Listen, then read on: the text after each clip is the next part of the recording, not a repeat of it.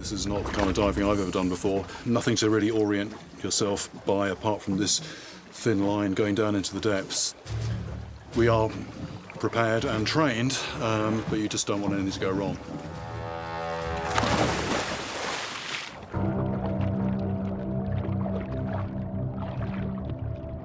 This big blue is another world. It's like nothing I've ever seen before. The jellyfish and sea salps look like they come from another planet. At a depth of about 80 feet, I feel like I'm floating in outer space. I can't see the bottom, and the chain holding the buoy is the only stationary object for miles around. This is my lifeline. Affirmative, yes, I'm on the anchor chain. But it's a very potentially hazardous place to get drawn away from your point of reference. I wait and wait for the myth to become reality, but there's no oarfish in sight. The water is very, very clear. Visibility, I'm guessing, is about 30 foot, something like that. And I'm not seeing anything anywhere near the chain. But I'm struggling to control my buoyancy in the strong swell, and the effort I'm having to expend is making me tired and increasingly uncomfortable. I'm beginning to feel disoriented. I want to return to the surface, but I have to keep calm and take my time, because a rapid change in pressure can cause potentially fatal decompression illness. Topside, do you read me? Do you read me? Over. Probably here I'm panting a bit. Water coming in my mask. No, I'm just not doing totally well at the moment. Jeremy, you okay, fella? I think I'm probably about ready to come out. Just take a few minutes and try and get your breathing in check. I need to fight my instinct to surface immediately.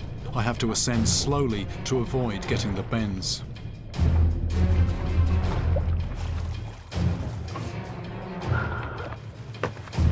I'm relieved to be back on the boat, but physically exhausted.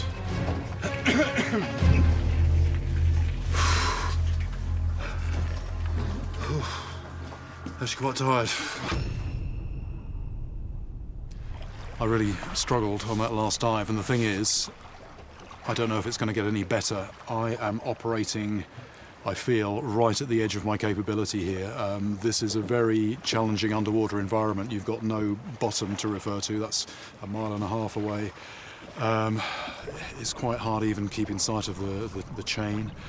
And what I'm really trying to cultivate underwater is exactly what I do when I'm fishing. It's achieving a sense of calm and control, but ready to respond at a moment's notice. But with all the things that I have to keep in my mind underwater, I'm just not achieving that, and I'm not sure that I can. That's the thing, and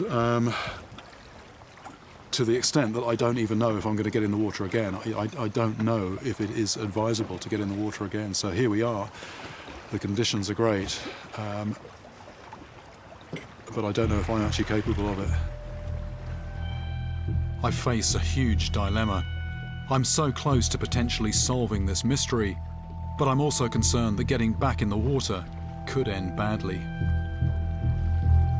I've spent my life fishing in dangerous and treacherous situations, but this is a whole different kettle of fish, and one that I'm not sure I'm able to cope with. And my time is ticking away fast. Now, my only remaining chance of seeing this fish is to dive at night. The thing about going in at night is, for me, it's very much cranking things up another notch, or actually several notches. It's much easier to be disoriented, no real points of reference. Also, your horizon is so much shorter, and what that means is you don't get to see anything off in the distance. I need to set my fears aside if I'm going to solve this mystery. The water is full of plankton, which I'm hoping will summon a sea serpent up from the murky depths. I wait again for it to appear. this time in the eerie, silent darkness.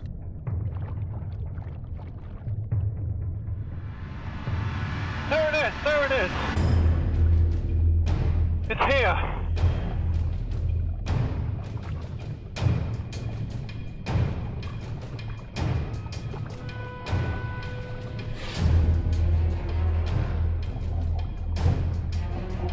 This is incredible.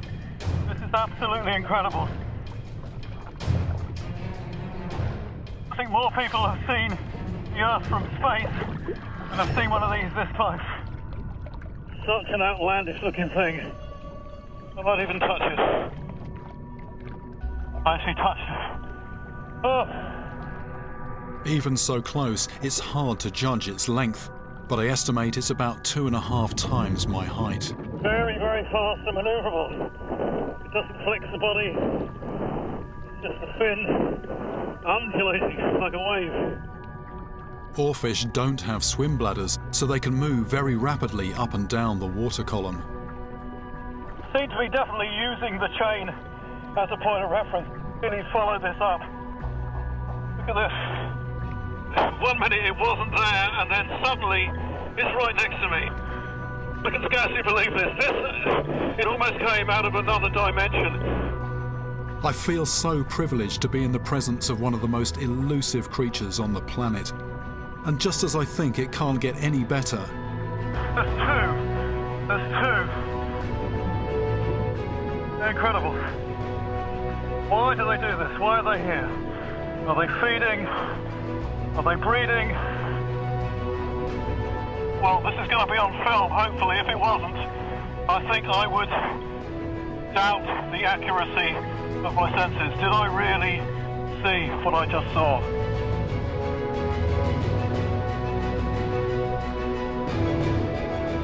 against all the odds, I believe I've finally solved the mystery of the sea serpent. It's this extraordinary and exceptionally rare fish, the oarfish, that is the true origin behind the enduring legend. Too fast for me to follow. It's gone. It's gone.